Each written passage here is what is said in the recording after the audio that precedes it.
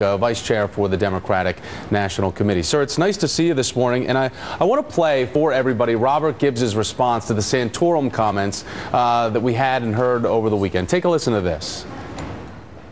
I can't help but think that those remarks are well over the line. It's wrong, it's destructive, it makes it virtually impossible to solve the problems that we all face together as Americans. So when Newt Gingrich had his surge, the DNC, the re-election team, they barely noticed. Now the former press secretary is taking a direct shot at Rick Santorum. Is he filling some of the room that's reserved for attacks on Governor Romney now? What he's doing actually is continuing the personal attacks on the president, his religion, his culture, all of that have happened since the beginning. And the great thing about Barack Obama is he has not gotten distracted by that. 23 straight months of private sector job growth. We're in Michigan, folks. We should be talking about the fact that the president saved the auto industry. That's leadership. Now, Rick Santorum says he's basing his stuff on the book of Genesis. I think it's the book of Mark, which is the clueless use of faith to separate people. And it's why he got drummed out of Pennsylvania, because he was simply unable to stay away from social issues. Right now, we need a president who's laser focused on job and job creation. That's Barack Obama, who also, by the way, happens to be a person of faith, but does not use it to separate people as Rick Santorum does.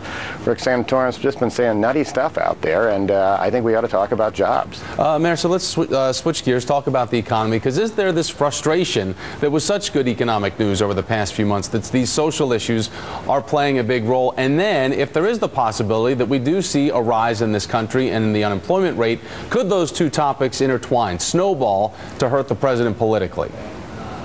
Well, I think the most important thing is that the American people get the fact that they have a president who has not been distracted by craziness on the outside and stayed focused on jobs. And when you really look at the results, that's what people are going to look at in November.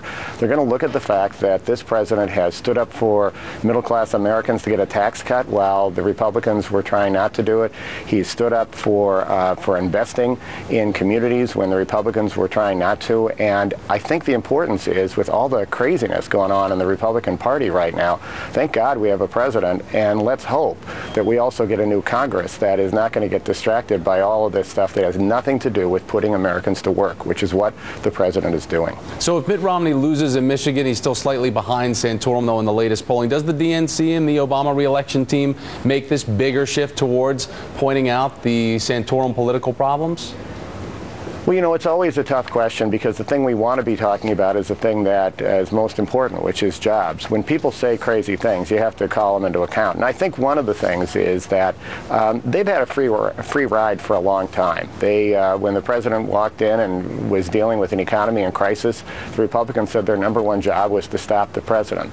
So now they can't stop him on his good economic records. They're going to try to throw this other stuff. You bet we'll hit back. But we're also going to continue to lay out the positive message of the president. I think that's the key. Mayor Rybak, great to see you this morning, sir. Thank you. You too. Well, despite stepping down as co-chair of Mitt Romney's state campaign, Arizona Sheriff and GOP